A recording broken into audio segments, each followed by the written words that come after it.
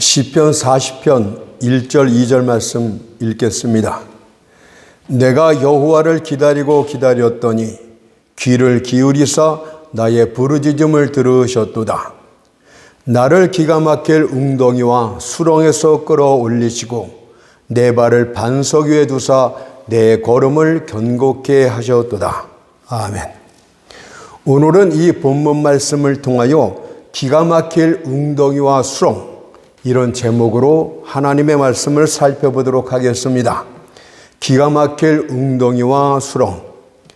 본 시편은 다윗이 그의 아들 압살롬의 반역을 피해 광야로 피신해 있을 때 기록한 시입니다. 다윗의 삶은 온갖 시련으로 말미암아 얼룩덜룩해졌고 그 가운데서도 가장 비참했던 일은 압살롬의 반역 사건이었습니다. 그가 사울의 살인적 위협을 피해 산 위에 메추라기처럼 도망쳤던 일도 이 일에 비하면 조그마한 일에 지나지 않습니다.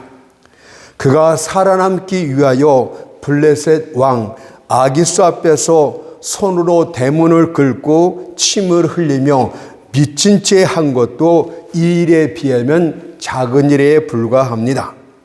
그의 생애 중 앞서 지나갔던 모든 괴로움들을 다 합친다 할지라도 이 일에 비하면 단지 가벼운 수고에 불과할 따름입니다. 압살롬은 다윗이 가장 사랑했던 아들이었습니다. 그는 다윗의 총아였습니다. 왜냐하면 압살롬의 출중한 외모가 주인의 위치에, 왕의 위치에 가까이 있었기 때문입니다. 하지만 우리 마음속 가장 좋은 자리를 차지했던 자가 가장 큰 비통함을 주는 법입니다. 압살롬이 그의 형제를 죽였습니다.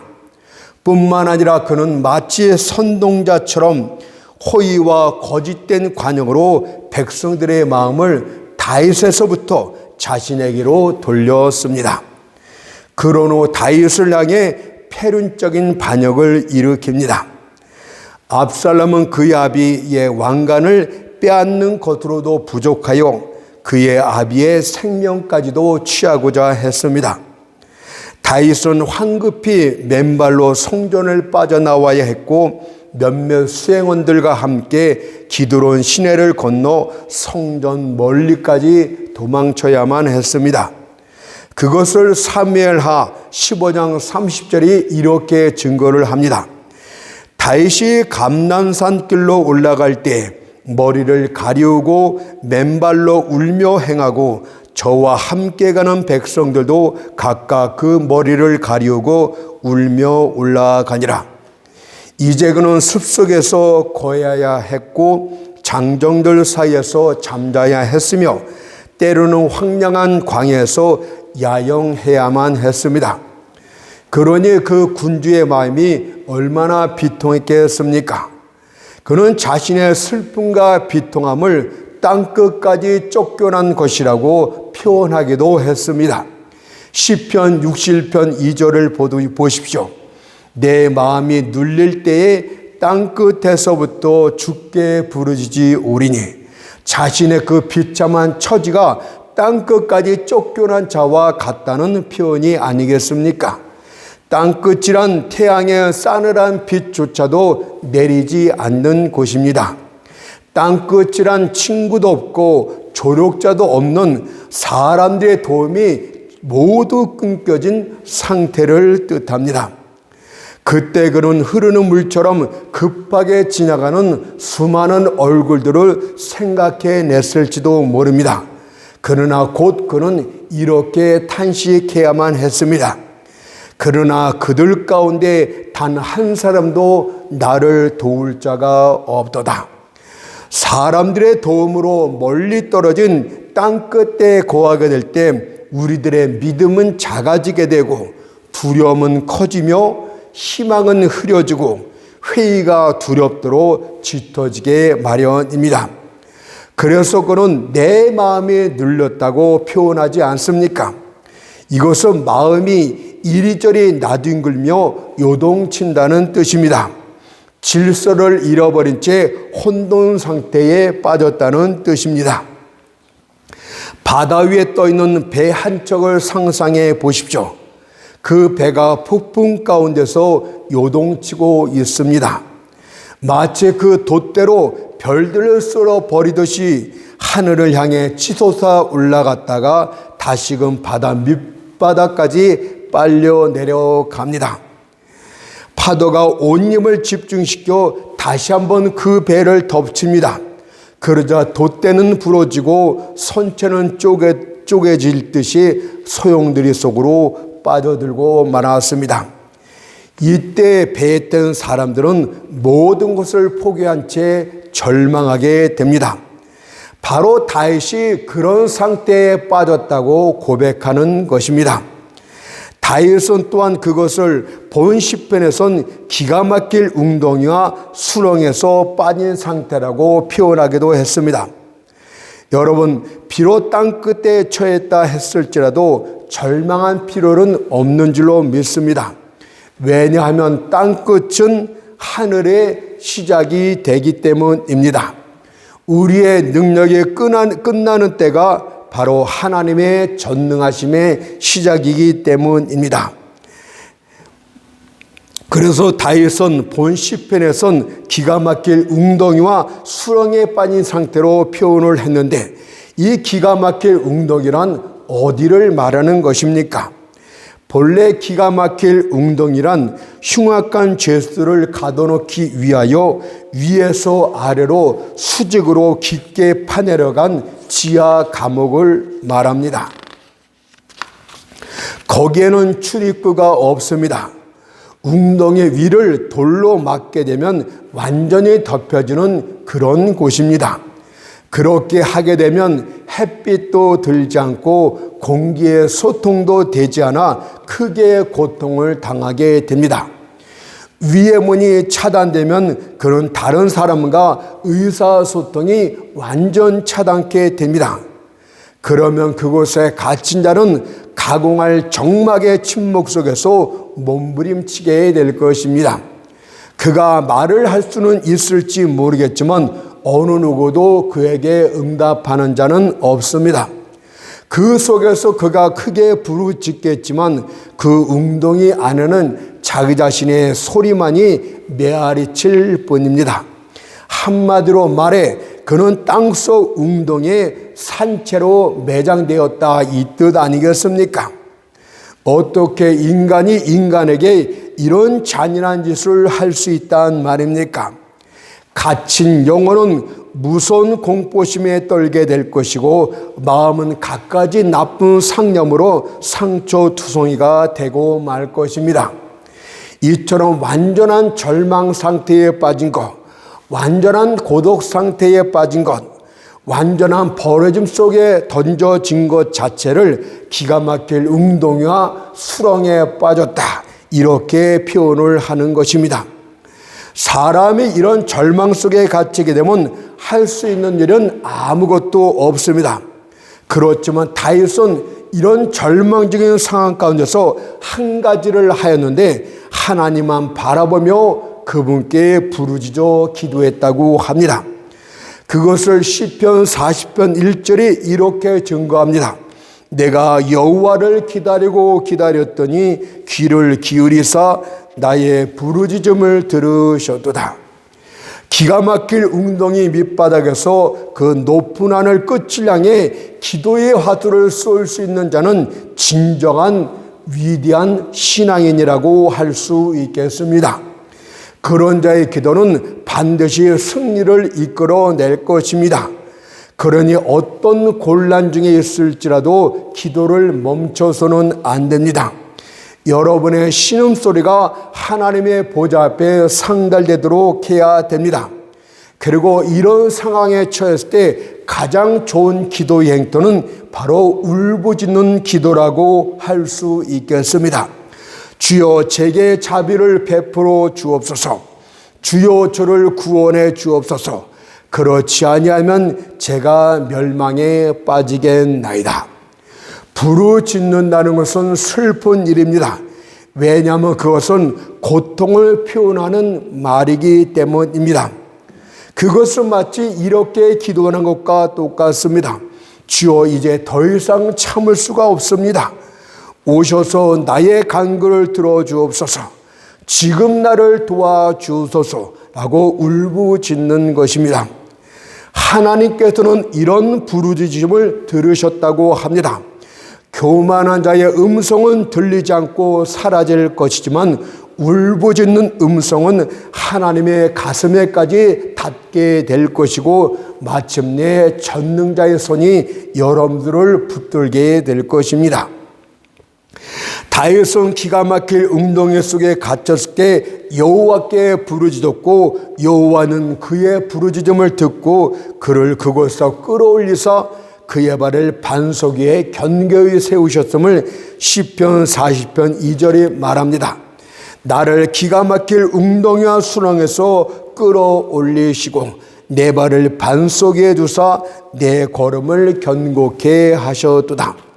그렇다면 여러분 역시도 그렇게 하도록 하십시오. 기가 막힐 웅덩이에 빠졌을 때 여호와께 부르짖어 기도하십시오.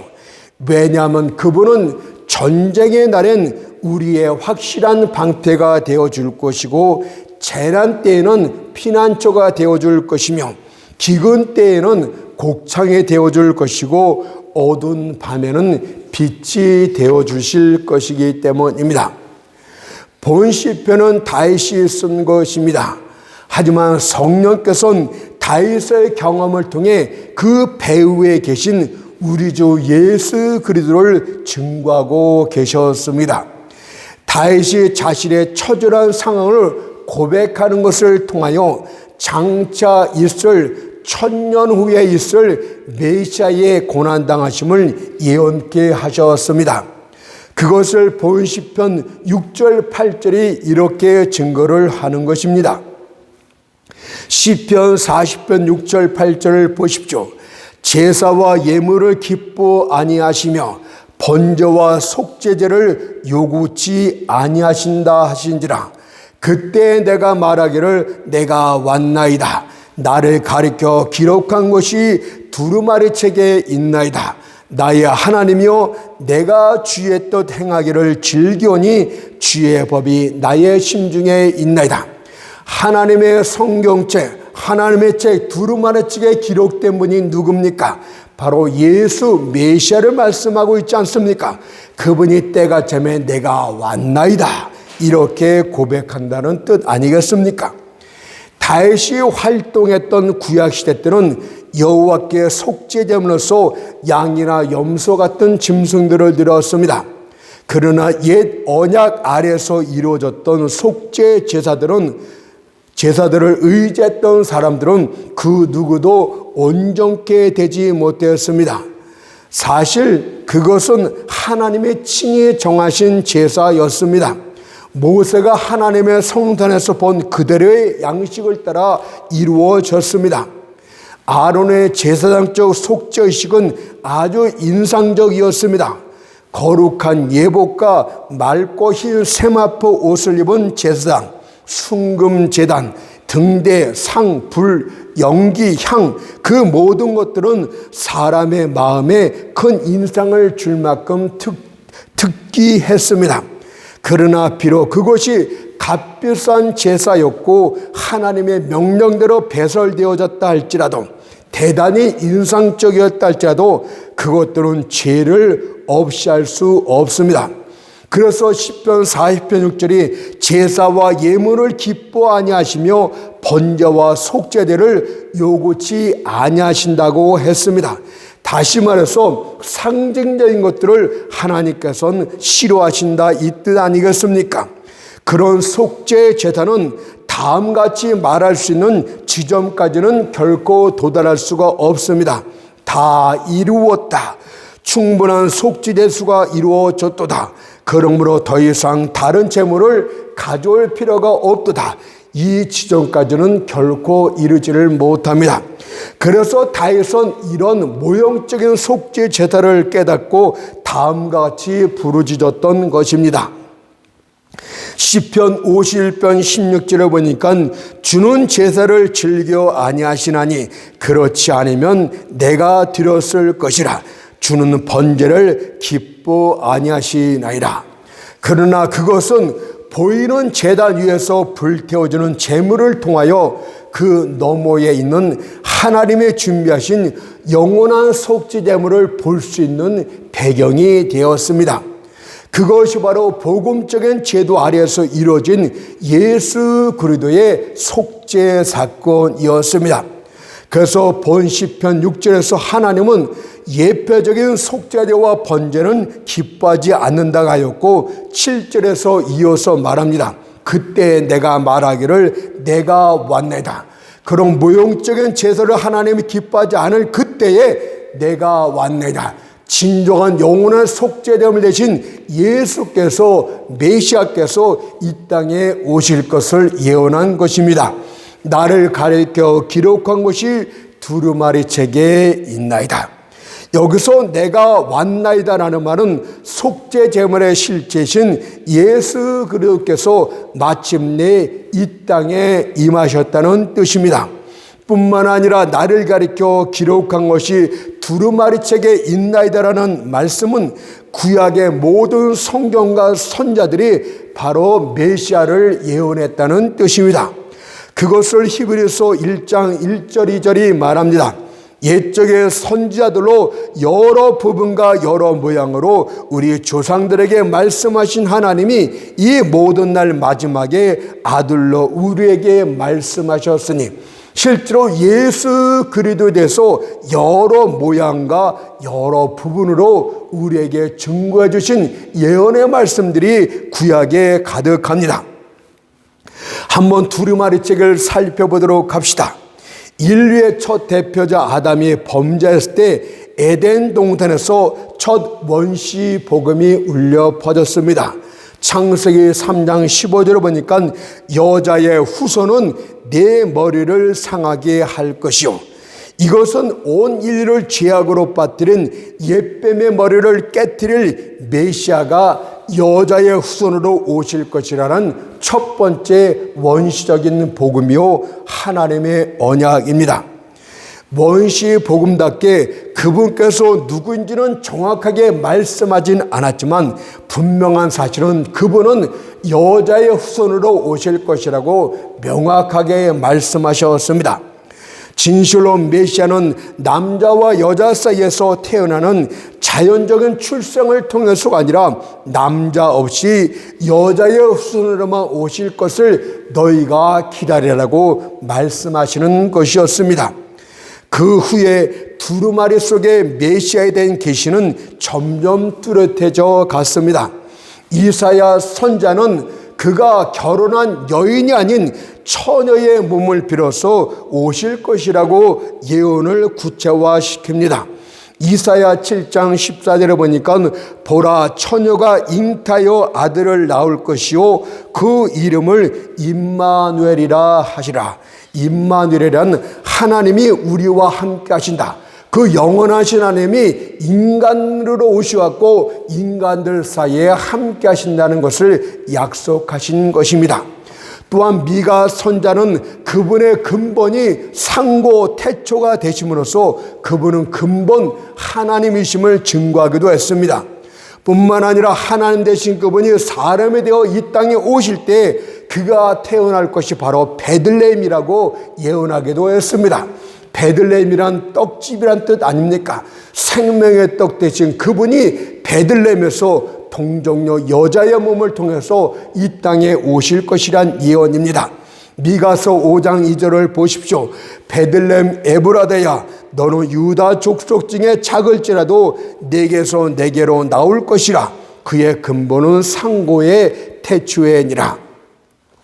그리고 마침내 하나님의 때가 이름에 지극히 높으신 성령의 능력이 동정녀 마리아를 덮으시니 그녀를 통해서 구세주 예수께서 성경 예언대로 이 땅에 임하셨습니다. 누가복음 1장 30절 33절이 그것입니다. 천사가 일러 가로되 마리아여 무서워 말라. 내가 하나님께 은혜를 얻었느니라.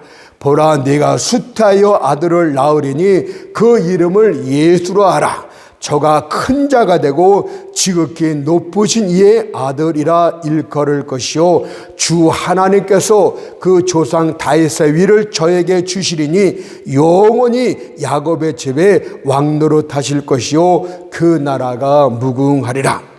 말 구유에 누인 아기 예수를 보십시오.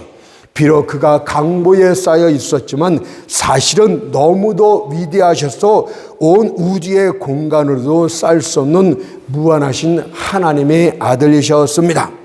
그분께서 아기 예수로 이 땅에 임하셨을 때 천사가 구세주의 탄생 소식을 이렇게 전합니다. 누가복음 2장 10절 11절에 보니까 천사가 이르되 무서워 말라. 보라, 내가 온 백성에게 미칠 큰 기쁨의 소식을 너희에게 전하라. 오늘날 다윗의 동네에 너희를 위하여 구주가 나셨으니 곧 그리스도 주시니라. 뿐만 아니라 하늘의 허다한 천군 천사들이 내려와 구세주의 탄생을 이렇게 노래하기도 했습니다. 누가복음 2장 13절 14절에 보니까 호련히 허다한 천군이 그 천사와 함께 하나님을 찬송하여 가르되 지극히 높은 곳에서는 하나님께 영광이요 땅에서는 기뻐하심 입은 사람들 중에 평화로다.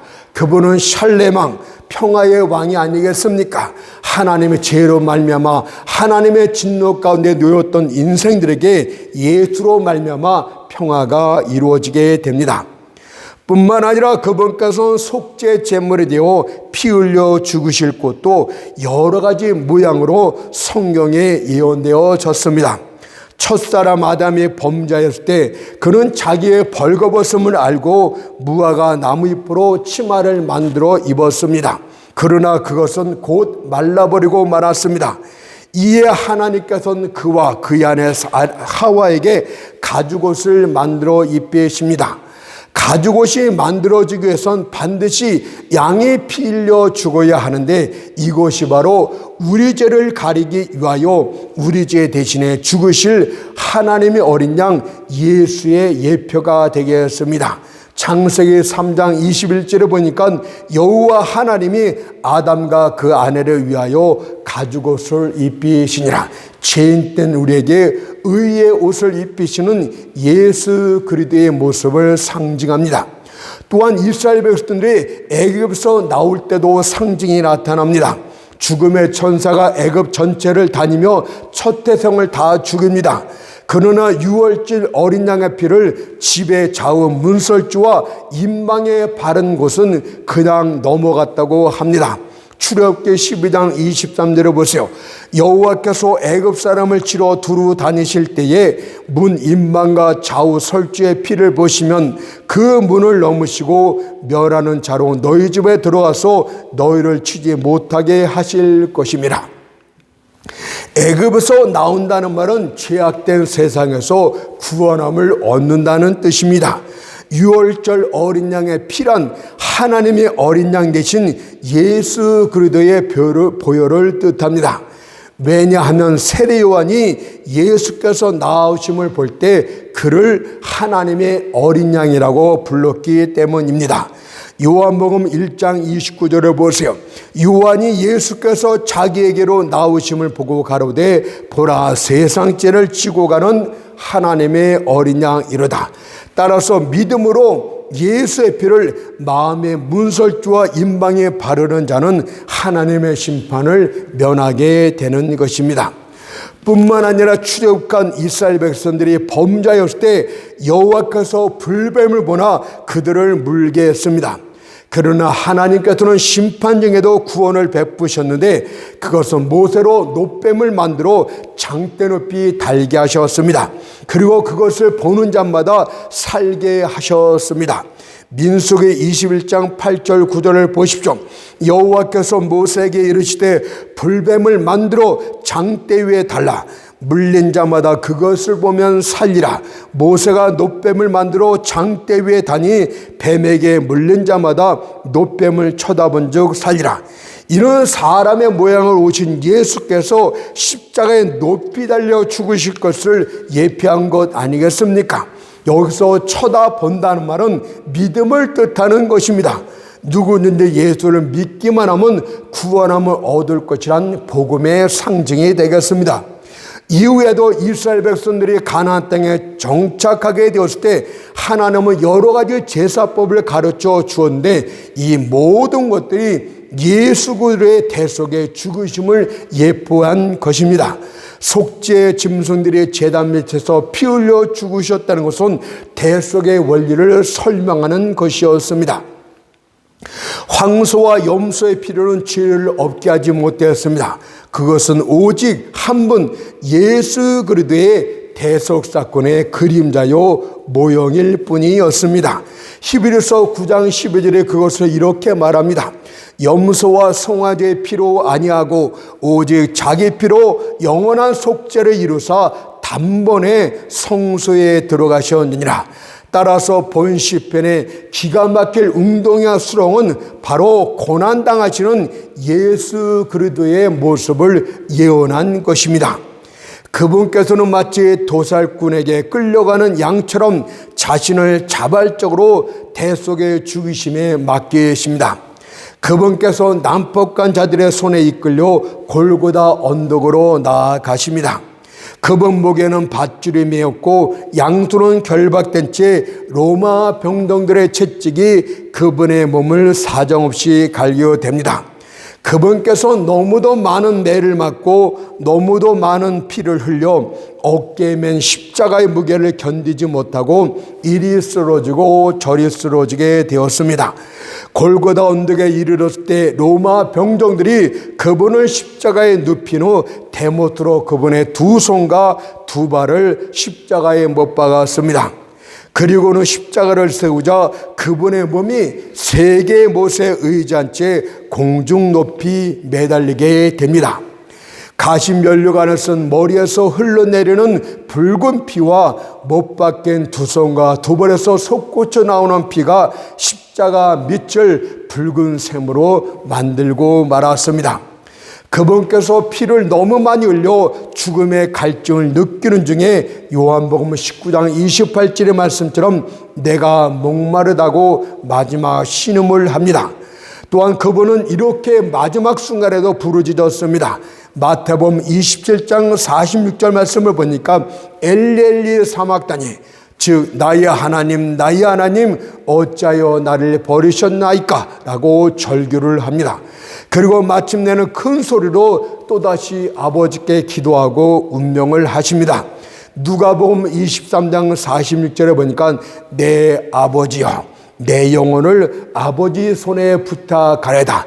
마지막 순간까지, 죽음에 이르는 마지막 순간까지도 아버지를 철저히 의지하며 그분께 자신을 부탁하시는 그분의 모습을 볼 수가 있습니다.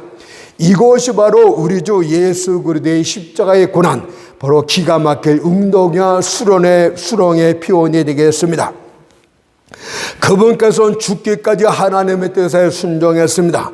그것은 십자가에 달려 죽기 전에 요한복음 19장 30절 말씀처럼 다 이루었다는 말씀을 통해서 알 수 있는 것입니다. 하나님 아버지께서는 죽기까지 순종한 이 예수를 지극히 높여 하나님 보좌 우편에 앉히십니다. 그것이 바로 내 알을 기가 막힐 웅덩이와 수렁에서 끌어올리시고 내 발을 반석에 두사 내 걸음을 견고케 하셨다는 영적인 표현이 되겠습니다. 그분의 높아지심을 보십시오. 그분의 초월적인 영광을 보십시오. 열국의 위엄과 제국의 장려함이 마치 태양 앞에 아침 이슬처럼 사라지고 맙니다. 그의 나라는 끝이 없습니다. 그의 광대한 제국이 무한히 펼쳐졌고 만물이 그의 소유요 그는 만물에 자정하십니다. 그분이 하나님의 뜻에 순종하여 지극히 낮아지셨을 때 하나님은 그를 지극히 높이셨음을 이렇게 증거합니다. 빌립보서 2장 6절에서 11절 말씀을 읽겠습니다. 그는 근본 하나님의 본체시나 하나님과 동등됨을 취할 것으로 여기지 아니하시고 오히려 자기를 비워 종의 형체를 가져 사람들과 같이 되었고 사람의 모양으로 나타나셨음에 자기를 낮추시고 죽기까지 복종하셨으니 곧 십자가에 죽으심이라. 이러므로 하나님이 그를 지극히 높여 모든 이름 위에 뛰어난 이름을 주사 하늘에 있는 자들과 땅에 있는 자들과 땅 아래 있는 자들로 모든 무릎을 예수의 이름에 꿇게 하시고 모든 입으로 예수 그리스도를 주라 하시라요 하나님 아버지께 영광을 돌리게 하셨느니라. 그러므로 여러분도 하나님의 뜻 가운데서, 우리가 이해할 수 없는 하나님의 뜻 가운데서 지극히 낮아지고 있습니까? 기가 막히게 운동에 빠져 있습니까? 그것은 반대로 지극히 높아질 수 있는 기회가 되는 것입니다. 기다리도록 하십시오. 하나님의 때를 기다리도록 하십시오. 내가 여호와를 기다리고 기다렸더니라고 하였듯이 하나님의 때를 기다리지 못하는 자가 너무나 많은데 하나님의 때를 꼭 기다려야 됩니다. 지혜 있는 자가 하려면, 기가 막힐 운동이나 수능에서 끌어올림을 받기를 원한다면 하나님의 때를 기다리십시오.